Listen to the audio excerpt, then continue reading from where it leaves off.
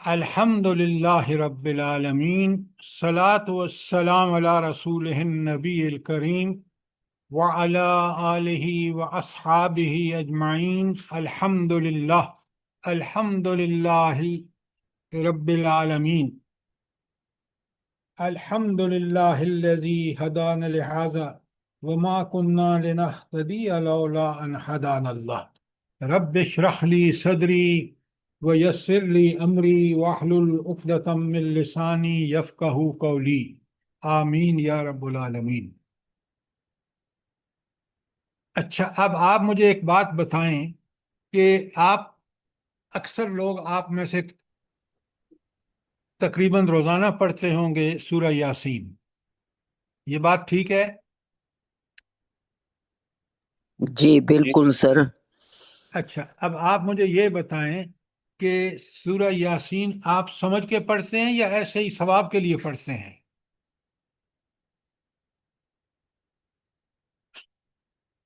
سر سچی بات یہ ہے کہ جیسے آپ سمجھاتے ہیں اس طرح نہیں ہم لوگ سمجھ سکتے ہیں، دیکھیں، میں ایک صرف بات جھوٹ آپ کو نہیں بولتے ہیں۔ ایک بات میں آپ کو بتاؤں کہ جب تک آپ ان چیزوں کو سمجھ کے نہ پڑھیں گے اور ان سے وہ ہدایت یا رہنمائی جو ان کے اندر موجود ہے، مثلا آپ ذرا غور فرمائیں، ہمیں حکم ہے کہ سورہ ملک پڑھا کرو، سورہ یاسین پڑھا کرو، اور آپ اتنی محنت بھی کرتے ہیں، پڑھتے بھی ہیں۔ ان کا اس لیے روزانہ پڑھنے کو کہا گیا ہے کہ اس کے اندر جو ہدایت اور تعلیمات ہیں وہ اتنی زبردست ہیں کہ اگر میں سمجھ کے پڑھوں اور اس کے مطابق اپنی زندگی کو ڈھالوں تو آپ دیکھیں گے کہ مجھے اس کا بہت بڑا فائدہ ہوگا۔ لیکن اگر میں صرف ثواب کے لیے پڑھوں گا تو یقین مانیے مجھے اتنا فائدہ ہرگز نہیں ہوگا۔ اب مجھے سب سے پہلے، کیونکہ آج ہمارے زیر مطالعہ ہے سورہ یاسین، اور سورہ یاسین کو مجھے یہ بتائیں کہ اس کا مرکزی مضمون کیا ہے سورہ یاسین کا، جلدی بتائیں۔ اگر آپ پڑھتے ہیں اور آپ کو یہ پتہ ہے کہ مرکزی مضمون کیا ہے پھر تو بڑے مزے کی بات ہے۔ دیکھیں نا، صحیح حدیث ہے، بڑے غور سے سنیے پہلے۔ صحیح حدیث ہے کہ اپنے مردوں کو جب وہ مرنے کے قریب کوئی شخص ہو اس کے سامنے یہ پڑھو۔ کیوں حکم ہے؟ جلدی بتائے۔ جی اس میں توحید، رسالت اور آخرت تینوں چیزیں جو آ جاتی ہیں ان کا ذکر۔ نہیں، میں نے جو توحید آپ اور ہدایت یعنی کہ پہلی بات سنیں غور سے، یہ جو ابھی ہم پڑھیں گے اور آپ دیکھیں گے کہ اس صورت میں، سورہ یاسین میں توحید، رسالت اور آخرت مرکزی مضمون ہے۔ یہ جب تک آپ کو اس کی صحیح فہم نہ ہو آپ کا ایمان ٹھیک نہیں ہو سکتا۔ اگر مجھے کچھ ابہام ہیں، چاہے وہ توحید میں ہوں، رسالت میں ہوں، آخرت میں ہوں، تو یقین مانیں کہ میرا عقیدہ بڑا دھندلا ہوگا۔ لیکن اگر میں ان کو دلائل کے ساتھ سمجھ لوں کہ عقیدہ توحید، اب ساری صفات الہی میں نے آپ کو پڑھائی ہے، پھر یہ قرآن کی تلاوت جو ہے یہ بہت بڑا، آیات کو سمجھ کے پڑھنا یہ بہت بڑا ذریعہ ہے اپنے تزکیے کا۔ اور یہ سمجھ کے جو شخص پڑھے گا، دیکھیں نا، یہاں بات توحید اس سے شروع ہوتی ہے، رسالت سے۔ میں آپ کے سامنے ابھی کھولوں گا۔ اگر میں رسالت کے بارے میں بڑا کلیئر ہوں کہ دنیا میں عملاً جو رہنمائی مجھے چاہیے وہ صرف اور صرف ایک ذات میں ہے، اور وہ ہے نبی کریم صلی اللہ علیہ وسلم کی ذات۔ اگر میں سیرت کو نہیں جانتا تو مجھے یہ بتائیں کہ کون سی چیز ہے جو مجھے نبی کریم صلی اللہ علیہ وسلم کی محبت، جب تک میں سیرت نہیں پڑھوں گا کہ وہ کس مرتبے کے انسان تھے، اللہ نے ان کو نبی بنا کر ان میں کیا خوبیاں رکھی تھیں، میں رسالت کی حقیقت کو نہیں پہنچ سکتا۔ اسی طرح اگر میرا عقیدہ آخرت پوری طرح مجھے کلیئر نہیں ہے، دلائل میرے پاس نہیں ہیں، تو میں جب اس کو نہیں سمجھتا تو میں ڈنڈیاں مارتا ہوں دنیا میں. میں اس آخرت کے، کیونکہ مجھے اس کا بڑا موہوم اندازہ ہے، میرا نقطہ نظر کلیئر نہیں ہے، میں اس کو آخرت کی پیشی کو ایک ایسے ہی سرسرا عقیدہ سمجھ کے جیسے آج کے مسلمان کر رہے ہیں. بڑے غور سے پڑھیے، بڑے غور سے سمجھیے، اور جو آپ لوگ پڑھتے ہیں اس کو اس طرح پڑھیے جس طرح پڑھنے کا حق ہے. اور یہ بالکل صحیح حدیث ہے. باقی حدیثوں میں کافی مسائل ہیں کہ ان کو محدثین نے کہا کہ اس میں یہ خامی ہے، لیکن ایک حدیث میں سب متفق ہیں، اور وہ ہے کہ جب آپ کے لوگ مرنے لگیں تو ان کے سامنے ضرور پڑھو، تاکہ ان کا عقیدہ جس کے اللہ کے سامنے پیش ہونا ہے تو کم از کم عقیدے کی حد تک، جب عقیدہ ٹھیک ہوگا تو عمل خود بخود ٹھیک ہو جائے گا. تو میں اب آپ کے سامنے پڑھ رہا ہوں، کوئی سوال ہے تو پوچھیں یہاں تک. شاباش. سر جی یہ بھی ہے کہ لوگ کہتے ہیں کہ جو شخص بیمار ہے اور اس کی جان مشکل ہو رہی ہے نکلنے میں، تو سورہ یاسین پڑھے زیادہ سے زیادہ کہ اس کے لیے آسانی ہو. یہ صحیح ہے؟ دیکھیں، یہ حدیث کا ہی میں آپ کو ذکر کر رہا ہوں، کیونکہ وہاں عقیدے کی بات ہو رہی ہے پوری اس صورت میں. تو جب آپ پڑھیں گے تو انشاءاللہ اس مرنے والے کو بھی یہ ترغیب ہوگی کہ وہ اسی عقیدے پر مرے. اور جو دلائل دیے گئے ہیں ابھی میں آپ کے سامنے رکھوں گا کہ شروع میں کس طرح رسالت پر دلیلیں ہیں. بات سمجھ آئی ہے کہ نہیں آئی؟ جی جی، جزاک اللہ. اچھا، اب ہم شروع کرتے ہیں. تو مرکزی مضمون جو ہے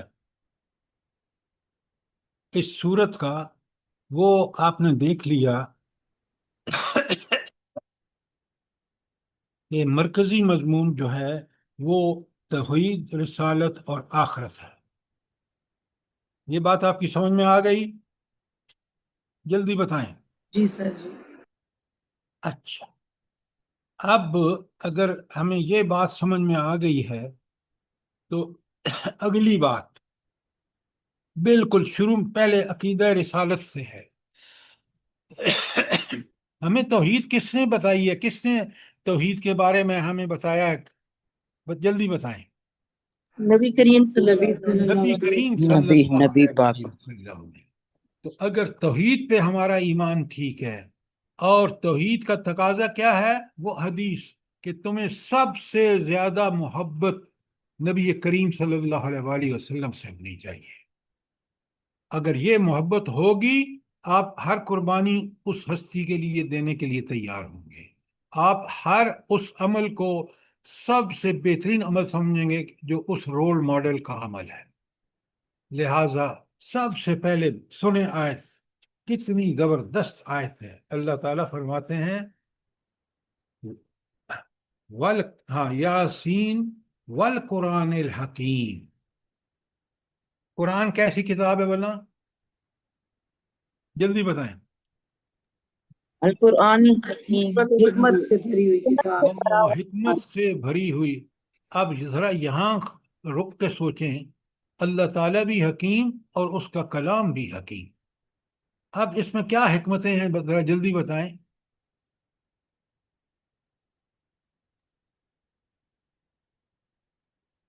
دیکھیے آج لکھیں، یہ سب چیزیں لکھیں، پھر آپ پڑھیں گے تو آپ کو مزہ آ جائے گا.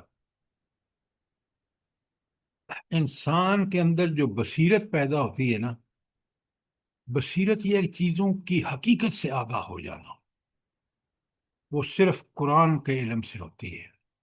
اگر قرآن کا علم نہ ہو، آپ کے پاس P H D, M Phil, master کی ڈگری، کوئی بھی ڈگری ہو، آپ کے اندر بصیرت نام کی چیز بڑی تھوڑی ہوگی.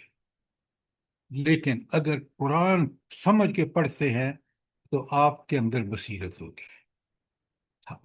حقیقت کیا ہے بھلا؟ سب سے پہلی حقیقت مجھے اور آپ کو پتہ ہونی چاہیے، دنیا کی حقیقت کیا ہے. دنیا امتحان ہے، اور آخرت میں اس کا نتیجہ نکلنا ہے. یہ قرآن ہمیں بتاتا ہے. اور اب میں چند آیتیں صرف آپ کے سامنے پڑھتا ہوں. اللہ تعالیٰ فرماتے ہیں سورہ قاف کی آیت 8، لکھ لیں اپنے ساتھ. سورہ قاف 2 نقطے والا آیت 8. تبصرتم، بصیرت تک چیزوں کی حقائق کو پتہ دینے والی، وہ ذکر. سر اور آیت نمبر کیا تھی؟ سورہ قاف کی آیت نمبر 8. سنیں ذرا قرآن کیسی حکمت والی کتاب ہے. تبصرتم و ذکر، یہ آنکھیں کھول دیتی ہے انسان کی. تبصرتن، جو بصیرت عطا فرماتی ہے، جو آنکھیں کھول دیتی ہے. وہ ذکر، اور نصیحت اور یاد دہانی ہے. لکل عبد منیب، لیکن ہے کس کے لیے؟ یہ بڑی اہم شرط ہے، اور آپ اور مجھے یہ بننا ہے. عبد منیب کون ہوتا ہے؟ جو اللہ کی طرف پلٹے رجوع کرے. اسی لیے قرآن دوسری جگہ کہتا ہے یہدی من اناب. اللہ تعالیٰ اس کو ہدایت عطا فرماتے ہیں جو اللہ کی طرف رجوع کرتا ہے. اناب ماضی کا صیغہ ہے. دوسری جگہ اللہ فرماتے ہیں یہدی من ینیب. یونیب مضارع کا صیغہ ہے، جس کا مطلب ہوگا کہ رجوع کرتا ہے یا رجوع کرے گا، اللہ اس کو ہدایت دے گا. تو عبد منیب جو ہے اس کو یہ قرآن بصیرت عطا فرمائے گا. آج آپ دیکھ لیں مسلمان حکمران کس قدر اس بصیرت سے ناواقف ہیں، اور سجدے کر رہے ہیں تو کس کو؟ دنیا کے سب سے بڑے طاغوت کو. ٹرمپ آج خود اپنے ملک میں بڑی ڈسپیوٹڈ پرسنالٹی ہے، ایسا حکمران کہ جو انتہائی متنازع ہو چکا ہے، اور ہم جا جا کے سجدے کر رہے ہیں اس کو. سوچیں اگر ہم صاحب قرآن ہوتے تو کبھی بھی مسلمان حکمران یہ حرکت نہ کرتے. اللہ تعالیٰ کا کرم نوازی دیکھیے، سبحان اللہ و بحمدہ.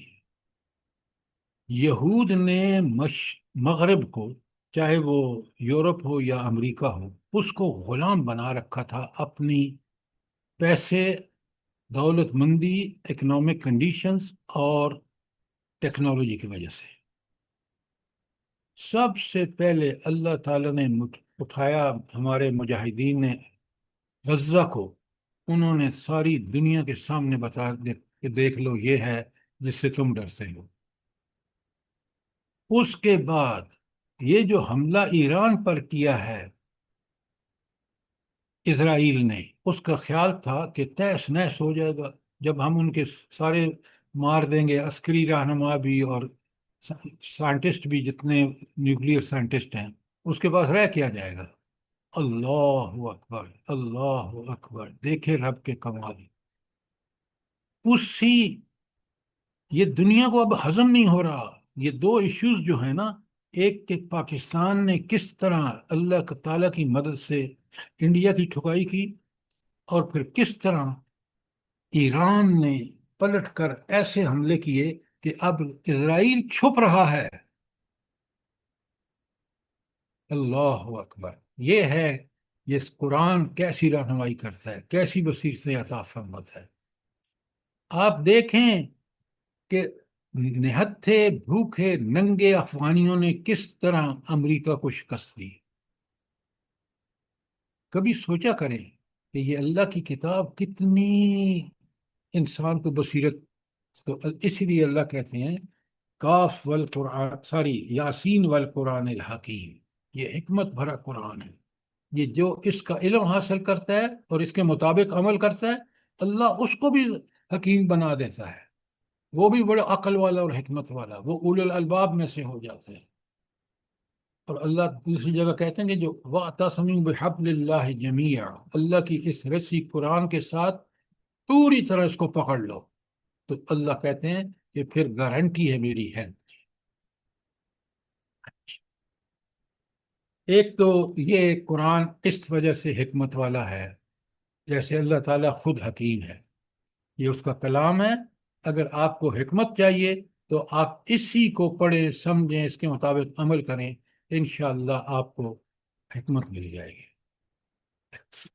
ایک اور بات بڑی غور سے سنیں، انسان جنت میں کب جائے گا؟ جلدی بتائیں،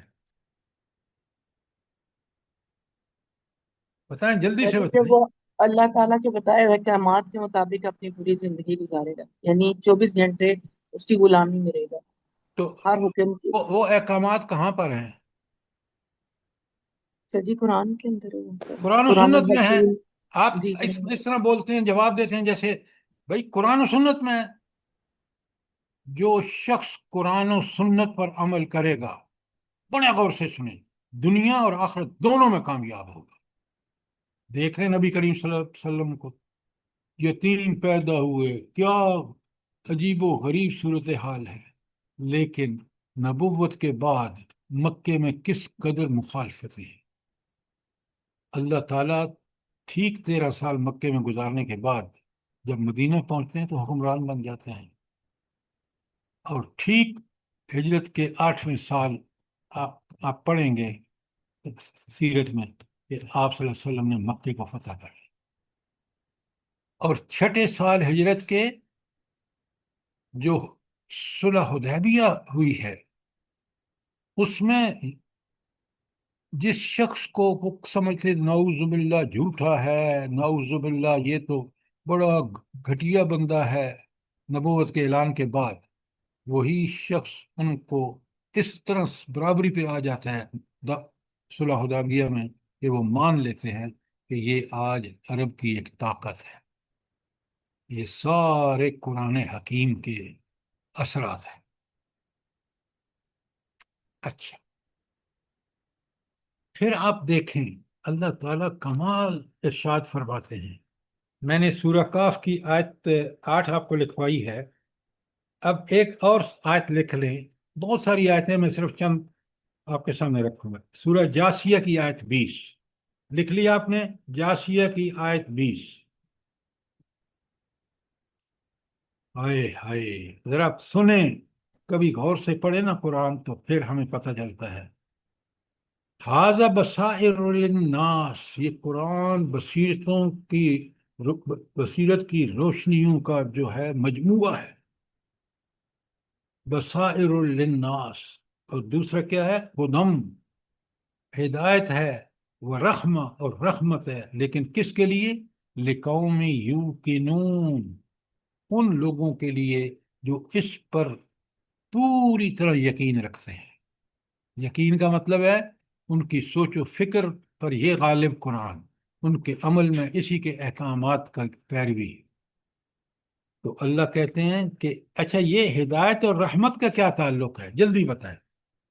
اللہ تعالیٰ فرماتے ہیں نا کہ وَهُدًى وَرَحْمَةً لِقَوْمٍ يُؤْمِنُونَ، تو ہدایت اور رحمت کا آپس میں کیا تعلق ہے؟ جلدی بتائیں۔ اللہ کی ہدایت ہی رحمت ہے نا، وہ جسے چاہتا ہے ہدایت دیتا ہے، تو یہی اس کی رحمت ہے۔ نہیں نہیں نہیں نہیں نہیں نہیں، اگر ہدایت پہ چلے گا تو رحمت کا حقدار ہوگا، اگر ہدایت کے اوپر عمل نہیں کرے گا تو کوئی رحمت نہیں ہے۔ تو ہدایت کا مطلب، ہدایت اور رحمت کو جوڑ کے اس لیے بتایا کہ اگر تم اس ہدایت پر عمل کرو گے تو رحمت کے مستحق بن جاؤ۔ آج مسلمانوں کا مسئلہ ہی یہی ہے، ہم اس ہدایت کے مطابق زندگیاں نہیں گزار رہے۔ کہاں ہے رحمت؟ مجھے بتائیں، دنیا میں، دنیا اسلام موجودہ دور کی، کہاں ہے رحمت اللہ کی؟ بات سمجھ آئیے کہ نہیں آئی؟ جی سر جی، آئیے۔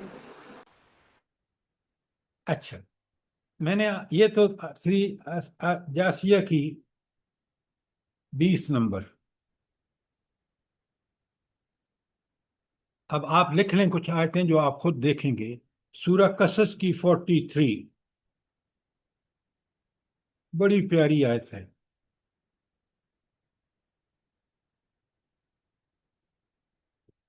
سورہ اعراف 7 نمبر پر، سورہ الاعراف کی آیت 203۔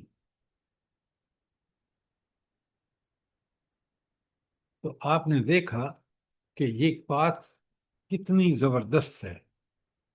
قرآن حکمت بھری کتاب ہے۔ ایک حدیث جو میں اکثر آپ کو سنایا کرتا ہوں، اللہ تعالیٰ کے نبی صلی اللہ علیہ وآلہ وسلم فرماتے ہیں، اور راوی حضرت عمر ہے، ذرا غور کیجیے کیا ہے، ان اللہ یرفع بہذا الکتاب اقوام، اللہ اس کتاب کے ذریعے قوموں کو رفعتیں اور ترقیاں عطا فرمائے گا جو اس پر عمل کریں گے، یہ ہے اس کا دنیا اور آخرت میں۔ اور فرمایا وَيَدْعُ بِهِ آخرین، اور جو اس کو چھوڑیں گے وہ ذلیل و رسوا ہوں گے۔ آج امت مسلمہ کو دیکھ لیں، یہ بات دو لفظ کی آیت کہ یاسین والقرآن الحکیم، جو والقرآن الحکیم ہے، اچھا، اور 4 جگہ آیت کل بھی لکھوائی ہے آپ کو، کہ بقرہ کی 129، بقرہ کی 151، اس کی آل عمران کی 164، سورہ جمعہ کی 2 اور 3، وہاں بڑا کھول کے اللہ نے بتایا کہ تزکیہ تم چاہتے ہو، تزکیہ صرف تلاوت آیات سے ہو۔ اور آج کتنا ہم نے اس تلاوت آیت کی اس اصطلاح کو کتنا کہ پڑھ لو بھائی، اور بھائی سمجھ کے نہیں پڑھو، غور و فکر نہیں کرو تو کیسے پتہ چلے گا کہ یہ جو حکم اس آیت میں ہے یہ واقعی دنیا کا سب سے برحق حکم ہے، اور یہ ایسی چیز ہے جو میرے اور آپ کے لیے کرائٹیریا ہے، معیار حق ہے، اگر اس سے کوئی چیز ہٹی ہوئی ہے وہ حق نہیں ہے۔ اچھا، اب اللہ تعالیٰ اگلی آیت میں فرماتے ہیں اِنَّكَ لَمِنَ الْمُرْسَلِينَ، کہ آپ بے شک رسولوں میں سے ہیں۔ اچھا مجھے ایک بات بتائیں، اب اکثر آپ اتنا روزانہ پڑھتے ہیں کہ پہلی دوسری آیت ہے والقرآن الحکیم، اور اس کے فوراً بعد تیسری آیت ہے اِنَّكَ لَمِنَ الْمُرْسَلِينَ، ان دونوں کی تعلق کیا ہے آپس میں؟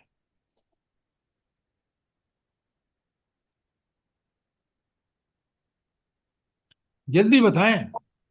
سر حضور صلی اللہ علیہ وآلہ وسلم پر یہ قرآن نازل ہوا تو ان کو حکمت، دانائی، بزرگی، ہر چیز ملی، تو اس لیے اللہ تعالیٰ نے کہا ہے کہ جس کو یہ قرآن جس کے سینے میں اتر جائے اور عمل میں آ جائے تو اس کو بھی یہ سارا کچھ حکمت ملے گا۔ اور پیغمبر صلی اللہ علیہ وآلہ وسلم بھیجے گئے تھے اور انہوں نے حق ادا کر دیا اپنے وحی کا۔ آپ بات تو ٹھیک کر رہے ہیں لیکن الفاظ آپ کے چوائس ٹھیک نہیں ہے۔ الفاظ ٹھیک یہ ہیں کہ یہ ثبوت ہے کہ آپ نبی ہیں، اِنَّكَ لَمِنَ الْمُرْسَلِينَ، کیونکہ آپ پر یہ کتاب نازل ہوئی ہے جس کی صفات ربانی صفات جیسی ہیں۔ یہ ہے اس کا صحیح مفہوم کہ الحکیم ہے قرآن، وہ آپ پر نازل ہوا، اس لیے آپ اِنَّكَ لَمِنَ الْمُرْسَلِينَ، آپ یقیناً رسولوں میں سے ہیں۔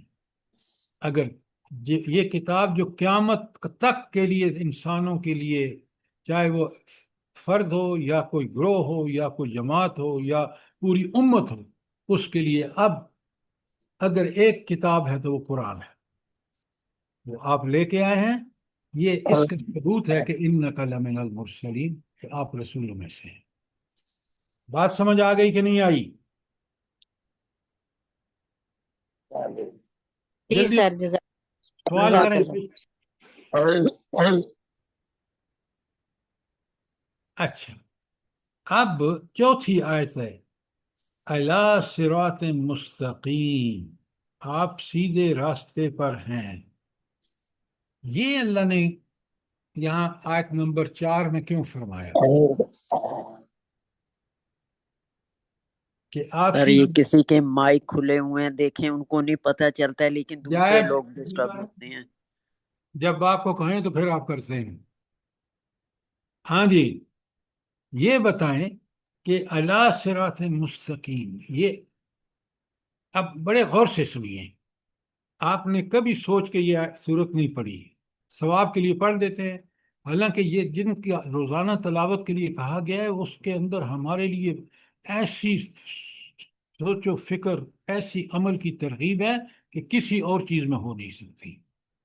مثلا اَلَىٰ صِرَاطٍ مستقیم کا مطلب یہ ہے کہ وہ جو تم نماز میں اور آپ نماز میں روز میں کہتے ہیں اہدنا الصراط المستقیم،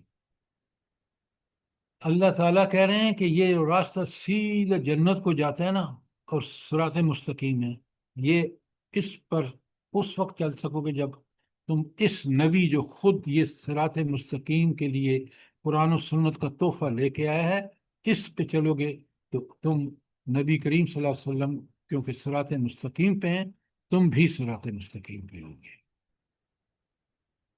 کتنی بڑی بات ہے۔ اچھا، اب ذرا لکھیں، آیت نمبر لکھیں۔ یہ تو سورہ فاتحہ کی 5 نمبر ہے جس میں ہم کہتے ہیں اہدنا الصراط المستقیم، اور یہاں 4 نمبر آیت میں اللہ نے بتا دیا ہمیں سورہ یاسین میں کہ اللہ کے رسول سیدھے راستے پر ہیں۔ بالکل یہی بات سورہ حج کی آیت 67، سورہ حج آیت 67، اِنَّكَ لَعَلَىٰ هُدًى مُسْتَقِيم، بے شک اے نبی صلی اللہ علیہ وسلم آپ ہی سیدھے راستے پر ہیں۔ کیوں؟ نبی آتا ہی سیدھے راستے کی رہنمائی کرنے کے لیے۔ یہ حج کی تھی، اور پھر دیکھیں سورہ مومنون کی 73 نمبر آیت میں اللہ کہتے ہیں اِنَّكَ لَتَدْعُوهُمْ، بے شک آپ ان کو سب کو بلاتے ہیں اِلَىٰ صِرَاطٍ مستقیم، سیدھے راستے پر۔ سورہ نور کی 54 لکھیے، سورہ نور آیت 54، وَإِن تُطِیعُوهُ، اگر تم اس نبی کی پیروی کرو تہتدوا، ہدایت پا جاؤ گے۔ وَمَا عَلَى الرَّسُولِ إِلَّا الْبَلَاغُ الْمُبِينُ، ہمارے رسول کے سامنے تو ایک ہی مشن ہے، اس کا ایک ہی کام ہے کہ وہ اچھی طرح چیز کو پہنچا دے، بلاغ المبین۔ ایک اور آیت لکھیے انعام کی 161، اللہ تعالیٰ فرماتے ہیں قل، اللہ کے رسول ان کو بتاؤ، اننی ہدانی ربی، بے شک میرے رب نے مجھے ہدایت دی ہے، کس کی طرف؟ الی صراط مستقیم، سیدھے راستے کی طرف۔ یہ چند آیتیں میں نے آپ کو بتائی ہیں کہ سیدھا راستہ نبی کریم صلی اللہ علیہ وآلہ وسلم کا سیدھا راستہ ہے جو قرآن ہمیں کھول کے بتا رہا ہے۔ اچھا، قرآن بھی سیدھے راستے کی طرف رہنمائی کرتا ہے۔ کون سی آیت ہے وہ بلا؟ ان هذا القرآن يهدي للتي هي اقوم۔ ایکسیلنٹ، ان حاضر، بے شک یہ قرآن، ان حاضر القرآن یہدی للتی ہے اقوم، تھیوری قرآن میں پڑھ لو سیدھے راستے کی، اور عملاً نبی کریم صلی اللہ علیہ وسلم کو دیکھ لو۔ اسی لیے قرآن اور حدیث دونوں ضرورت ہے میری اور آپ کی۔ کوئی سوال آیت نمبر 4 تک آپ دیکھیں کہ 2 3 الفاظ کی آیات ہیں اور مفہوم کتنا واضح اور کھلا ہوا ہے۔ آیت نمبر 5 بڑے غور سے سنیے، تنزیل العزیز الرحیم، تنزیل ہوتا ہے وقفے وقف سے نازل کرنا، انزال ہوتا ہے فوری طور پہ ایک ہی دفعہ نازل کر دینا۔ تو قرآن تنزیل ہے، نبی کریم صلی اللہ علیہ وسلم پر 23 سالوں میں اترا، اس لیے تنزیل کا مطلب آہستہ آہستہ وقفے وقفے سے نازل ہوا۔ اچھا، تنزیل العزیز الرحیم، نازل بھی کس ہستی نے کیا ہے؟ العزیز اور الرحیم نے۔ اچھا، پہلا کافر کیا کہتے تھے بھلا؟ قرآن کے بارے میں کیا کہتے تھے کافر؟ جلدی بتائیں، اگر یہ نہیں پتا سر آپ۔ نبی پاک کو بولتے تھے کہ خود ہی گھڑا ہوا کلام ہے یہ۔ بالکل آپ نے ٹھیک کہا، کافر کہتے تھے یہ تو آپ نے گھڑا ہے۔ اللہ کہہ رہا ہے نہیں، تنزیل العزیز الرحیم۔ اچھا، کل میں نے آپ کو بتائی ہیں کہ صفات الہی اس تنزیل کے ساتھ جو آئی ہیں۔ اب یہ العزیز اور الرحیم کا مطلب کیا ہے؟ جو اس آیت میں؟ جلدی بتائیے.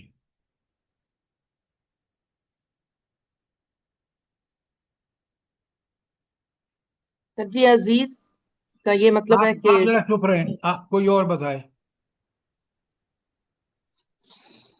سر زبردست تو اللہ تعالیٰ ہے کہ جس نے غلط کام کیا تو اس کو اللہ کی پکڑ بڑی سخت ہے، اور رحیم اس لیے ہے کہ وہ اللہ اگر بشری تقاضے سے کوئی غلطیاں ہو جائیں تو سچی توبہ کرے، پھر دوبارہ وہ غلطیاں نہ کرے، اور اللہ آپ تعالیٰ رحم. نوٹ بناتی ہیں اور آپ نوٹ ٹھیک نہیں لکھتی. العزیز کا مطلب یہ ہے کہ جس العزیز نے نازل کی ہے اس کے پاس طاقت، قوت اور اختیار ہے. کس بات کا؟ کہ جو اس پر عمل کے اس کو انعام دے، اور جو اس کی خلاف ورزی کرے، جو اس کا انکار کرے، اس کو سزا دے. یہ العزیز، طاقت اور غلبہ اس کے پاس. اور الرحیم، وہ اس نے اپنی رحمت، یہ کتاب نازل کر کے ہمارے اوپر رحمت کی انتہا کر دی ہے.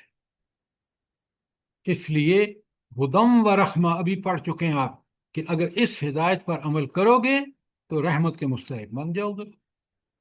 اگر اس کو چھوڑ دو گے تو پھر وہ یدعو بہ آخرین، کہ جو اس کو چھوڑ دے گا وہ ذلیل اور رسوا ہوگا. تو رحمت دو صفتیں تنزیل کے ساتھ آئی ہیں، ایک عزیز اور ایک الرحیم. اور دونوں کا یہاں مجھے اور آپ کو اسی لیے روز کہا گیا کہ اس قرآن کو جب پڑھیں گے آپ سمجھیں گے کہ یہ ہدایت، کتاب ہدایت ہے، اور ہدایت خود اس ہستی نے نازل کی ہے جو العزیز بھی ہے. وہ مجھ سے حساب لے گی اور وہ غالب اور طاقت اور قدرت والی ہے. اگر میں نے اس کے مطابق زندگی گزاری، جنت. اور دنیا میں اگر میں نے اس کے مطابق زندگی گزاری، سب سے پہلے میری ذات کو جو فائدہ پہنچے گا کہ اس کتاب پر کا راستہ اختیار کرنے سے میری سیرت، کردار، عقیدہ، عمل سب ٹھیک ہو جائے گا. سوچیں، جو باتیں میں کہہ رہا ہوں وہ قرآن ہی کی باتیں ہیں، اپنی طرف سے کچھ نہیں کہہ رہا. اور اگر تم اس کے خلاف چلو گے، وہ العزیز ہے، وہ تمہیں سزا دینے کا، آخرت میں جہنم میں پھینکنے کا، اور دنیا میں ذلت سے دوچار کرنے کے. دنیا میں دیکھ رہے ہو اور آخرت میں بھی یہ حق ہوگا. تو کتاب نازل نبی کریم صلی اللہ علیہ وسلم نے نہیں گھڑی، بلکہ یہ تنزیل ہے جو آرام سکون سے اللہ تعالیٰ نے 23 سالوں میں نازل کی ہے، اور جس نے نازل کی ہے اس کی یہ صفات ہے. شاباش، کوئی سوال؟ جلدی کریے. اب سنیں آیت نمبر 6. تنذر قوما ما انذر آباؤہم فہم غافلون. اب یہاں آپ کو سمجھنا پڑے گا کہ یہ جو تنذر قوما ما انذر آباؤہم، ان کو تم ڈراؤ جن کے باپ دادا کو خبردار نہیں کیا گیا تھا. سارے انبیاء بنی اسرائیل میں آئے، اور حضرت یعقوب جو حضرت اسحاق کے بیٹے تھے، حضرت اسحاق حضرت اسماعیل کے بیٹے تھے، حضرت ابراہیم کے بیٹے تھے، تو یہ سارے انبیاء وہیں آتے گئے. دوسری نسل جو مشرکین عرب تھے، جو اس وقت مشرک کا ارتکاب کر رہے تھے، یہ اولاد تھے بنی حضرت اسماعیل کے. حضرت اسماعیل کے بعد کسی نبی کا ذکر نہیں ملتا جس نے آ کے مکے والوں کو ڈرایا. لہذا اللہ تعالیٰ یہاں فرما رہے ہیں کہ تو ان لوگوں کو، اس قوم کو آگاہ کرو جن کے آباء و اجداد جو تھے وہ غفلت میں پڑے ہوئے تھے، کیونکہ ان کے پاس کوئی نبی نہیں آیا.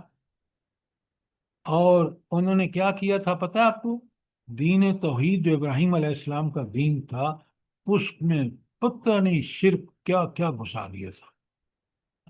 آپ دیکھیں کہ کعبۃ اللہ کے اندر بت رکھے ہوئے تھے، جو مرکز توحید تھا، جس کے لیے اللہ تعالیٰ نے ایک بعثت نبی کریم صلی اللہ علیہ وسلم کی یہ تھی کہ وہ مکے کو بتوں سے صاف کر کے اس کو واپس توحید کا مرکز بنا دیں جیسا کہ وہ حضرت ابراہیم کے زمانے میں تھا۔ تو اس لیے یہاں بتایا کہ نبی کریم صلی اللہ علیہ وآلہ وسلم کی بعثت کا ایک مقصد یہ بھی ہے کہ وہ بنی اسماعیل کو تنبیہ کریں، جن کو جو غفل ہو چکے تھے، جو شرک کر رہے تھے۔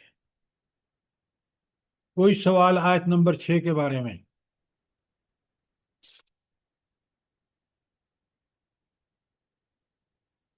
اب سنیں، اللہ تعالیٰ فرما رہے ہیں آیت نمبر 7 میں، لَقَدْ حَقَّ الْقَوْلُ عَلَىٰ أَكْثَرِهِمْ، ان میں سے اکثر لوگ فیصلہ عذاب کے مستحق ہو چکے ہیں، فَهُمْ لَا يُؤْمِنُونَ، وہ ایمان نہیں لائیں گے۔ بڑے اچھی طرح سمجھیے اس بات کو، اللہ نے نبی اور قرآن کیوں بھیجا بھلا؟ جلدی بتائیں۔ انسان کی ہدایت کے لیے، تاکہ لوگ ایمان ہدایت کے لائیں اس لیے۔ قرآن پر، اس نبی پر، آخرت پر، اور اپنی زندگی کی اصلاح کر لیں۔ یہ تھا قرآن کے نزول کا مقصد۔ لیکن اللہ کہتے ہیں کہ یہ فیصلہ عذاب کے مستحق ہو چکے ہیں جو عرب ہیں، مشرکین عرب کی بات ہو رہی ہے۔ تو یہ کیوں اللہ تعالیٰ نے ان کو اس بات کا مستحق ٹھہرایا کہ وہ عذاب، لہذا نبی کریم صلی اللہ علیہ وسلم کو تسلی دی کہ آپ پریشان نہ ہوں، ان کے ایمان نہ لانے پر آپ پریشان نہ ہوں، کیونکہ اللہ نے فیصلہ کر دیا ہے کہ ان کو تو دوزخ کا شدید عذاب کا ان کو سامنا ہوگا۔ تو آپ مجھے یہ بتائیں کہ اللہ تعالیٰ کیوں کہہ رہے ہیں کہ ان کو چھوڑ دو، کہ یہ کبھی ایمان نہیں لائیں گے؟ کیوں؟ کیا مطلب ہے اس کا؟ سر اللہ تعالیٰ اپنے علم کی وجہ سے یہ فرما رہے ہیں کہ یہ آپ ٹھیک کہہ رہے ہیں، اللہ تعالیٰ اپنے علم کی وجہ سے وہ، ان کی جو فطرت ہے وہ مسخ ہو چکی ہے۔ ہاں یہ ہے بات، کہ یہ اس لیے مستحق ہو گئے ہیں، یہ ہدایت اس لیے قبول نہیں کریں گے کہ یہ تو پکا اپنے آپ کو شیطان کے حوالے کر چکے ہیں، طاغوت کے حوالے کر چکے ہیں۔ جیسے آپ دیکھ رہے ہیں آج کا مسلمان، آپ دیکھ لیں، اگر ہم اللہ والے ہوتے اور اللہ کے حوالے ہوتے تو ہماری ساری تب و دو اللہ کے دین کے غلبے کے لیے ہوتے۔ آج ہم بھی اپنی خواہشات، شیطان کے پیچھے، طاغوت کے پیچھے چل رہے ہیں۔ ایسے لوگ جو ہیں، اللہ نے ہدایت کے لیے رول مقرر کیا ہے، یہدی من ینیب، اللہ اس کو ہدایت دے گا جو اللہ کی طرف رجوع کرے گا، توبہ طائب ہو کے گناہوں کی زندگی چھوڑ کے اللہ تعالیٰ کی اطاعت اور نبی کریم صلی اللہ علیہ وسلم کی اطاعت میں زندگی گزارے گا۔ اللہ تعالیٰ مجھے بھی اور آپ کو اس کی توفیق عطا فرمائے۔ آمین ثم آمین۔ ورنہ جو شخص دنیا میں، دنیاوی زندگی میں راضی ہو جاتا ہے برائیوں پر، اس کا عادی ہو جاتا ہے، مزے لیتا ہے، اللہ اس کو ہدایت نہیں دیتا۔ تو یہ ہے فہم لا یؤمنون، کہ وہ ایمان نہیں لائیں گے۔ کوئی سوال آیت نمبر 7 کے بارے میں؟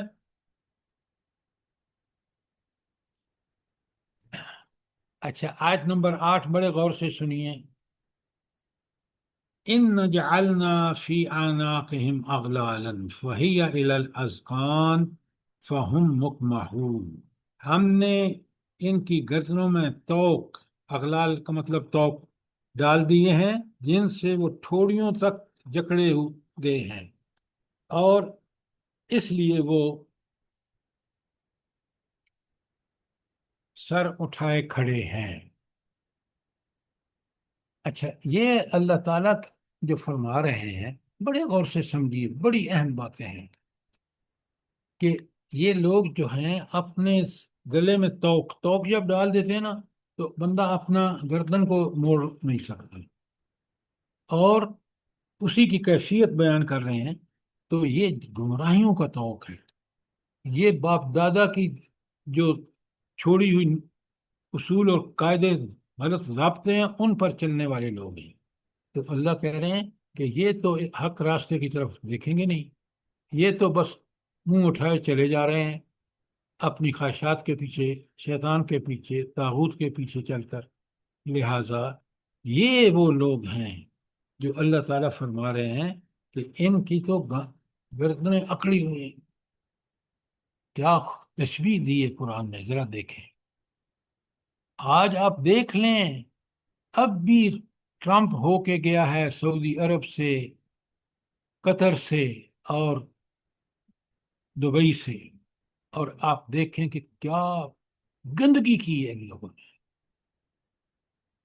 وہ عورت جو اسلام میں اتنی محترم ہے، اس کو ان کافر کے سامنے ڈانس کر رہی ہیں، بال پھیلا رہی ہیں، پتہ نہیں کیا کر رہے ہیں۔ شیطان کتنا خوش ہوا ہوگا اور اللہ تعالیٰ کتنا ناراض ہوا۔ وہ شخص ٹرمپ جسے امریکہ میں اس کے اپنے لوگ نفرت کرتے ہیں، مظاہرے ہو رہے ہیں، کتنی بدبختی ہے کہ مسلمان حکمران اسی کے آگے بچھے جا رہے ہیں۔ اس پہ اللہ کی مار برسے گی سر۔ اللہ تو دیکھیں سارا کنٹرول، العزیز جب ہم کہتے ہیں غالب وہ ہے، اسی کی تدبیر غالب ہو کے رہے گی۔ اس نے مہلت دی ہے تاکہ یہ کھل کھیلیں، قیامت کے دن ان کے پاس کوئی اعتراض، کوئی اس سوال کا جواب نہ ہو۔ لہذا فرمایا کہ آیت 9 میں فرمایا وَجَعَلْنَا مِن سر بَيْنِ، اس کو ذرا تھوڑا بتائیے، فہم مکمہون۔ ہاں فہم مکمہون، اچھا وہ اپنے سر اٹھائے کھڑے ہیں، اتنے گمراہیوں میں لت پت ہیں، شرک میں اور دیگر برائیوں میں، کہ وہ حق کی طرف دیکھ نہیں سکتے۔ کہ جو اکڑ کے کھڑے ہیں نا، یہ اپنی گمراہیوں کی وجہ سے اور اس میں اتنے مصروف ہیں کہ یہ کبھی حق کو دیکھتے نہیں۔ اللہ تعالیٰ نے جو قرآن نازل فرمایا، جو نبی کریم صلی اللہ علیہ وآلہ وسلم کو مبعوث کیا، ان کو فرصت ہی نہیں ہے اپنی گمراہیوں سے کہ نکل کر دیکھیں تو صحیح یہ حق کیا ہے، رجوع تو کریں۔ اب بات سمجھ آئی ہے کہ نہیں آئی؟ جی جزاک اللہ۔ آج بھی آپ دیکھ لیں، قرآن کو اللہ تعالیٰ نے محفوظ کر کے ہمارے ہاتھوں میں دے دیا، اور ہم ہیں کہ اس قرآن کو دیکھنے کے بھی روادار نہیں ہیں۔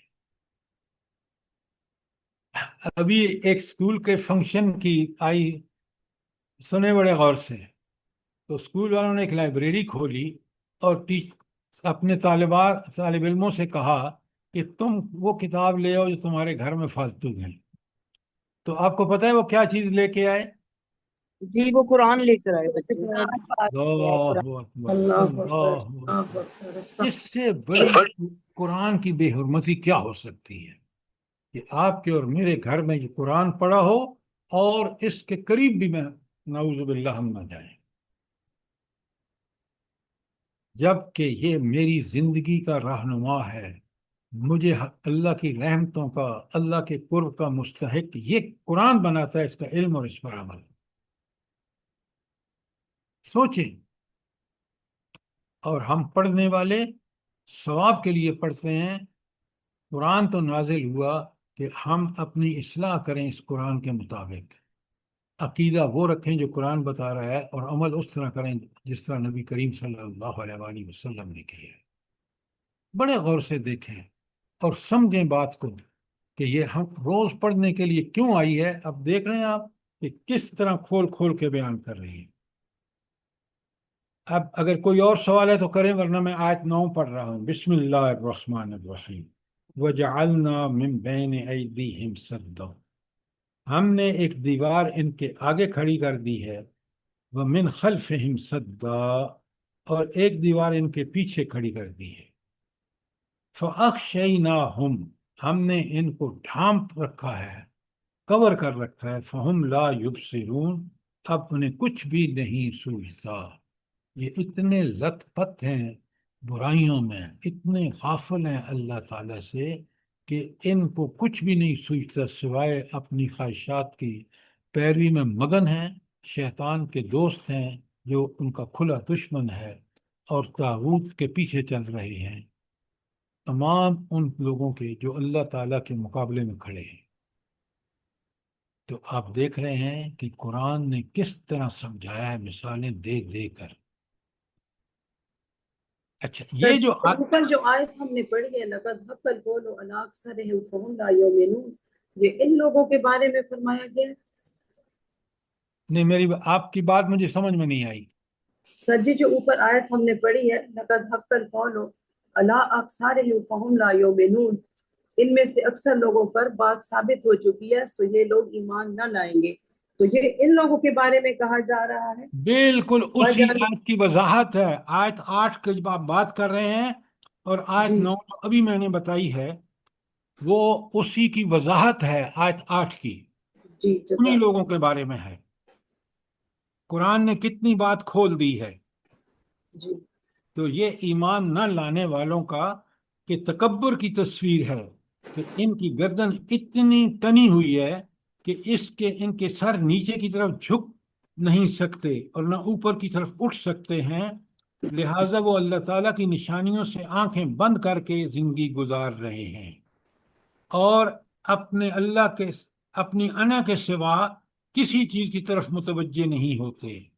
یہ ہے ان کا حال جو آیت 8 میں بیان ہوئے ہیں، اور پھر آیت 9 میں جو ابھی میں نے آپ کے سامنے پڑھی ہے اس کی تفصیل ہے۔ اچھا ایک بات بتائیں، سورہ حشر کی ایک آیت ہے کہ جو اللہ کو بھلا دیتا ہے وہ اپنے آپ کو بھلا دیتا ہے۔ آیت کیا ہے بھلا؟ پڑھتے تو ہیں سر جی اس وقت نہیں دماغ میں آ رہی۔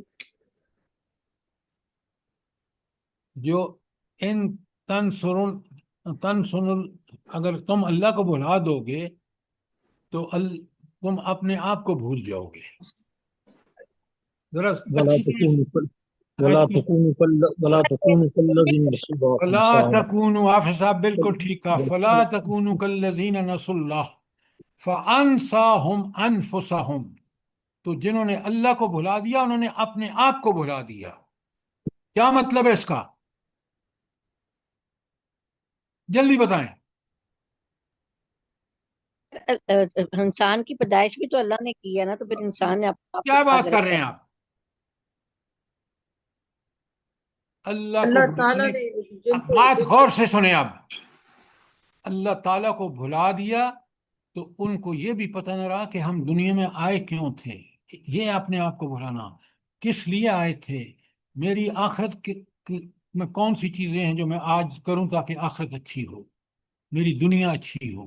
تو اگر وہ بھول گئے کہ وہ اللہ کے غلام ہیں، اللہ نے ان کو پیدا کیا ہے، اللہ نے ہدایت بھیجی ہے، اللہ نے انبیاء مبعوث کیے ہیں، یہ سب چیزیں جب بھول جاتا ہے تو انسان خود اپنے آپ کو بھول جاتا ہے کہ میری عاقبت کب اچھی ہوگی کب بری ہوگی، یہ اس کو پتہ ہی نہیں رہتا۔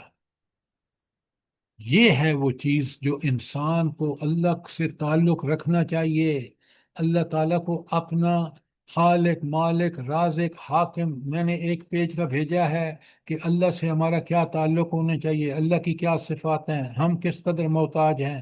کبھی نہیں آپ پڑھتے، کیا ظلم ہے، سوچیں۔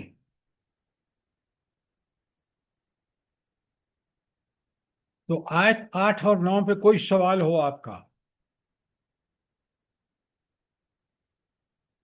سر یہ جو اللہ کو بھلا دینے والی بات کہہ رہے ہیں آپ، یہ کن کی طرف اشارہ ہے؟ کیونکہ کفار مکہ تو اللہ کو مانتے تھے اور ان کے دیویوں کو۔ دیکھیں میری بات سنیں، ماننے کا مطلب یہ ہے کہ اللہ تعالیٰ کی ہر بات کو مانا جائے۔ یہ کیا ماننا ہے کہ آپ اللہ کی صفات بتوں میں دیکھ رہے ہیں، نعوذ باللہ؟ تو بھلانے کا مطلب یہ ہے کہ آپ نے اللہ کو کس حیثیت میں بھلا دیا کہ وہ خالق، مالک، رازق، حاکم ہے، وہ میرا رب ہے۔ اگر میں نے اس کو بھلا دیا اور دنیا کے پیچھے پڑ گیا، دنیا شیطان کے پیچھے چل پڑا، تو میں نے اپنے آپ کو بھلا دیا، کیونکہ میں نے اپنی عاقبت جو مجھے درست کرنے کے لیے قرآن، نبی، انبیاء بھیجے گئے، قرآن نازل فرمایا اللہ تعالیٰ نے، اس کو تو میں نے پس پش ڈال دیا۔ تو یہ مطلب ہے اپنے آپ کو بھلانے کا کہ آپ نے اپنی حیثیت ہی نہیں پہچانی کہ رب نے تو مجھے اپنا بندہ بنایا، اس نے مجھے سارے بہترین لقد خلقنا الانسان فی احسن تقویم بہترین انداز میں پیدا فرما کر مجھے اپنا خلیفہ بنایا. یہ جب بھول گیا تو گیا شیطان کے پیچھے چلا. وہ شیطان کون؟ قرآن میں 8 دفعہ آیا کہ عدو مبین، کھلا دشمن، جس نے چیلنج کیا کہ میں اس کو جہنم میں لے کے جاؤں گا. شاباش، کوئی سوال؟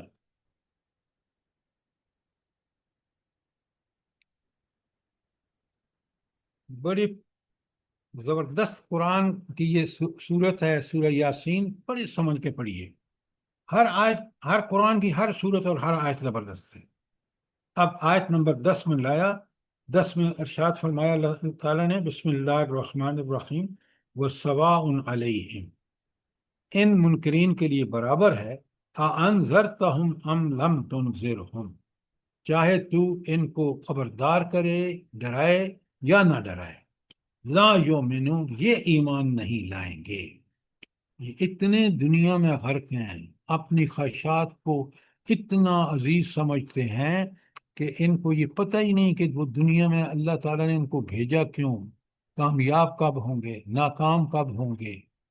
وہ تو سرے ان چیزوں سے بے خبر ہیں. وجہ، اللہ نے تو ان کو ساری صلاحیتیں دی، عقل، دماغ، سوچ و فکر.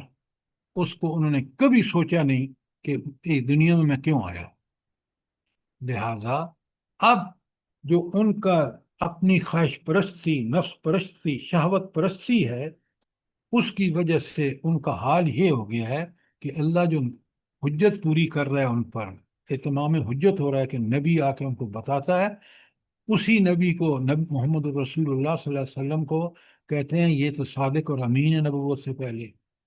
اور نعوذ باللہ نبوت کے بعد جب وہ اللہ تعالیٰ کی پیغام ان کو پہنچاتا ہے، کہتے ہیں نعوذ باللہ اس نے گھڑ لیا ہے، یہ جھوٹا ہے، یہ مکار ہے، یہ پاگل ہو گیا ہے. استغفر اللہ، استغفر. حالانکہ آپ دیکھیں جو نبی کریم صلی اللہ علیہ وسلم یا انبیاء سارے جس بات کو بتا رہے ہیں کہ یہ کرو، وہ عین انسانی فطرت کے مطابق ہے، اور جس سے منع کر رہے ہیں وہ عین انسانی فطرت کے خلاف ہے. مسئلہ کیا ہے؟ مسئلہ یہ ہے کہ انہوں نے اپنی فطرت کو مسخ کر دیے. فطرت تو اللہ تعالیٰ نے ایسی بنائی تھی، اس فطرت کو پیدا کیا کہ انسان کو بھلائی اور برائی کی تمیز تھی، اور بھلائی کو انسان اچھا جانتا تھا اور برائی کو برا جانتا ہے. لیکن ظلم یہ ہے کہ انہوں نے اپنے، میں کل ایک سوشل میڈیا پہ دیکھ رہا تھا کہ ایک یہودی جو کس قدر بری بات ہے. اب میں اس لیے مجھے بری لگ رہی تھی، قرآن نے صاف بتایا کہ تمہارے والدین بھی اگر کہیں نا کہ اللہ کے بارے میں تم بدگمانی کرو، مت مانو. وہ کہہ رہا تھا کہ کیونکہ یہودیوں کا یہ نظریہ ہے، میرا بھی یہ نظریہ ہے، اور اس کو سمجھ نہیں آ رہی کہ قتل کا انتہا دیکھیں، بچے، بوڑھے، عورتیں، ان کو قتل کیا جا رہا ہے. اور جن کے دماغ عقل میں تھوڑی سی اللہ نے سمجھ بوجھ دی ہے، وہی آپ دیکھ رہے یورپین ہوں، امریکن ہوں، مظاہرے کر رہے ہیں ان کے حق میں. لیکن یہ شخص بڑا پڑھا لکھا مجھے لگتا تھا، لیکن آپ دیکھ لیں اسلام میں اللہ تعالیٰ کا کرم دیکھیں. اس نے ہمیں کہا کہ تم نے حق کا ساتھ دینا ہے، چاہے وہ تمہارے خلاف ہی کیوں نہ پڑتا. بات سمجھ آئی ہے کہ نہیں آئی؟ جلدی بتائیں. جی سر، جی ہاں. آج میں نے یہ آیت 10 تک کیا ہے اور 11 انشاءاللہ کل کریں گے. آپ نے دیکھا کہ قرآن نے کس طرح رسول اللہ صلی اللہ علیہ وسلم کی رسالت کو کہ کتنی یقینی ہے کہ قرآن جیسی کتاب لے کے جو ہستی آئی ہے وہ یقیناً رسولوں میں سے ہی ہو سکتی ہے، اور کتاب بھی ایسی برحق کہ جو قیامت تک کے لیے ہمارے لیے رہنمائی اور ہدایت اور گائیڈنس ہے.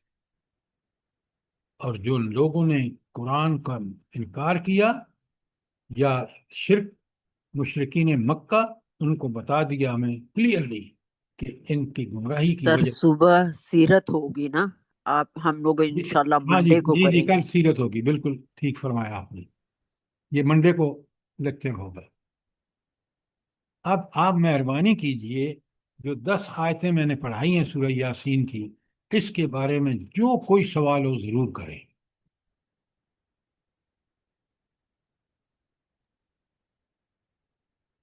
جب بھی آپ پڑھیں آئندہ روزانہ کی بنیاد پر اس کو سمجھ کے پڑھیں، تاکہ میری اور آپ کی فکر ٹھیک ہو. جب فکر ٹھیک ہوگی تو انشاءاللہ عمل بھی ٹھیک ہو جائے گا. اللہ پاک آپ کو بھی بہت زیادہ جزائے خیر دے، اور ہم سب کو جو آپ سے جڑے ہوئے ہیں اسی طرح ہم لوگوں کو بھی اللہ پاک ہمت توفیق دے سمجھنے کی اور عمل کی. آمین. ربنا تقبل منا انك انت السميع العليم وتب علينا انك انت التواب الرحیم. آمین ثم آمین. آپ نے کبھی نوٹ کیا کہ اس میں 2 اسماء الحسنى ہے؟ پہلا ہے ربنا تقبل منا انك انت السمیع العلیم، تو میرے ذہن میں بالکل تازہ ہو جاتی ہے صرف کہ جس کو میں پکار رہا ہوں وہ سمیع علیم ہے، وہ سنتا بھی ہے اور جانتا بھی ہے میرے دل کی بات کو. تو میں اس لیے اس کو پسند کرتا ہوں. ہر دعا مجھے پسند ہے، نبی کریم صلی اللہ علیہ وسلم کی ہو یا قرآنی ہو، لیکن اس میں کیونکہ اگلا کیا آتا ہے، وَتُبْ عَلَيْنَا، اور ہماری توبہ قبول فرما، اِنَّكَ أَنْتَ الْغَفُورُ الرَّحِيمُ، کہ تو بخشنے والا اور رحم کرنے والا. انک انت التواب الرحیم. ساری اِنَّكَ أَنْتَ التَّوَّابُ ان الرحیم. تواب الرحیم. اور جزاک کتنی اللہ. خوبصورت دعا ہے سر، بہت بہت خوبصورت دعا ہے. خوبصورت. اور ایسے اسماء الحسنہ ہیں کہ ان کے پڑھنے میں، سمجھ کر پڑھنے میں انسان کس قدر اللہ تعالیٰ کا قرب حاصل کرتا ہے. سر جی مجھے ایک بات پوچھنا ہے. جی ضرور پوچھیں. جی سر جی، کسی نے کہا ہے مجھے کہ گرمی بہت ہے اور اس کو کولر چاہیے، تو زکوٰۃ کے پیسوں سے لے کے دے سکتے ہیں یا نہیں لے کے دے سکتے؟ کیا ہوا؟ کہ گرمی بہت ہے اور ان کو کولر چاہیے، یہ جو ٹھنڈا کرنے والا ہوتا ہے روم کولر، تو وہ زکوٰۃ کے پیسوں سے لے کے دے سکتے ہیں یا نہیں لے کے دے آپ سکتے؟ مجھے ایک بات بتائیں، وہ زیادہ مستحق ہیں یا جن کو کھانا پینا میسر نہیں ہے وہ زیادہ مستحق ہیں آپ کے پیسے کے؟ جن کو کھانا میسر نہیں ہے. تو پھر آپ ان کو دیں. دیکھیں، یہ ایسا نہیں کہ یہ کولر عیاشی ہے. ٹھیک ہے. سر گرمی بھی تو بہت ہے. ہاں، میرے کمرے میں کوئی اے سی نہیں ہے، کوئی کولر نہیں ہے، بس پنکھا ہے. جی میں نے سر، اللہ کبھی میں نے تعالیٰ اسی ہمیں لیے بھی آپ آپ سے جیسا پوچھا بنا ہے دے. کہ میں پہلے پوچھ لوں، اور پھر کیونکہ میں نے تو یہی سمجھا تھا کہ نہیں دینا، کیونکہ آپ نے سمجھایا تھا پہلے کہ کھانا جن کو نہیں ملتا وہ زیادہ مستحق ہے. اسی لیے میں نے دوبارہ کلیئر کرنا چاہا ہے کہ میں آپ سے بھی پوچھ لوں اور باقی سب لوگ بھی اس سے فائدہ اٹھا لیں. اللہ آپ کو بہت جزائے خیر دے. پیسہ اس کو دیں جو مستحق ہے. سر جی ایک بات میں نے بھی پوچھنی ہے. سر جی جی ہمارے پری ڈسپینسری چلتی ہے، میرے ہسبینڈ چلاتے ہیں. تو سر جی وہاں لوگ پیسے دے جاتے ہیں کہ آپ میڈیسن لے لیں، تو وہ اس طرح پھر اس کو کیا جا سکتا ہے کہ وہاں ضرورت میں بہت غریب لوگ آتے ہیں، جھگیوں والے بھی اور بھی بہت مستحق لوگ، تو وہ اس پیسے سے میڈیسن کے لیے پیسے دیتے ہیں. جی جی جی سر جی. بہت اچھی بات ہے. جو جی واقعی غریب ہو ضرور اس کو دینی چاہیے، تاکہ اس بیماری سے نجات پا جائے اور اللہ راضی ہو جائے ہم سے. جی جزاک اللہ خیر سر جی. لیکن ایک بات ضروری ہے، چھان پھٹک کے آپ کو کوئی دھوکہ دینے والا دھوکہ نہ دے. جی سر جی، اس میں بھی بہت دھوکہ کرتے ہیں لوگ. بیماری کا نام لے کے کئی بار ہمیں ایسی بھی کالیں آتی ہیں کہ ہمیں ویل چیئر چاہیے، واکر چاہیے، یہ کرے وہ کرے. اور ایک میری بہن ہے، انہوں نے لے کر کے دی اور انہوں نے آگے بیچ دی. میں نے اسے کہا کہ تفتیش کرو، معلومات کی تو پتہ لگا کہ جی انہوں نے آگے جا کے بیچ دی ہیں. نہیں سر جی ہمارا تو سلسلہ ہی دوسرا نا. وہ تو وہاں پر میرے ہسبینڈ خود چلاتے ہیں اس کو، تو وہ وہاں پر آتے ہیں مستحق لوگ جو بیمار ہوتے ہیں باقی، پھر ان کے لیے میڈیسن جو ہوتی ہیں وہ تو وہ وہاں لا بالکل. کر اچھی بات ہے، ام تو عبداللہ بتایا کریں تاکہ اور لوگ آپ کو ایک دے بات سکیں. سمجھیں، واقعی وہ مستحق ہے یا نہیں جس کو پیسے دے رہے ہیں. آپ جی سر. دیکھیں، یہاں ایک مسجد ہے، انہوں نے پوری تفتیش کر کے لسٹ بنائی ہوئی ہے اور پھر اس کے مطابق پیسے دیتے ہیں. لیکن باہر جو مانگنے والے کھڑے ہوتے ہیں ہم ان سے کہتے ہیں کہ بھائی جب آپ کیوں نہیں وہاں شامل ہوتے؟ اس لیے کہ وہ پروفیشنل ہیں. لہذا چاہے ایسا نہیں ہے کہ جو آپ سے کہے کہ مجھے پیسے دوائی چاہیے اور دوائی جا کے بیچ دیں. بالکل ضرور دیں لیکن ڈیزرونگ کو. یہ آپ کا فرض ہے. بٹ سر خدا انسان اس لیے بھی ہیلپ کرتا ہے کہ چلے اللہ تو دیکھ رہے نا، ہم اگر نہیں دیکھ رہے یا سمجھ رہے تو اللہ اجر دینے والا ہوتا ہے. ہاں لیکن اس اللہ نے عقل اور دماغ دیا ہے یا نہیں دیا کہ آپ بالکل سر. مستحق کو دیں؟ کوئی آپ کو دھوکہ نہ دے. آنکھیں بند کر کے دیں گے تو پھر آپ سوچیں کہ غریب کا حق ماری ہوگی.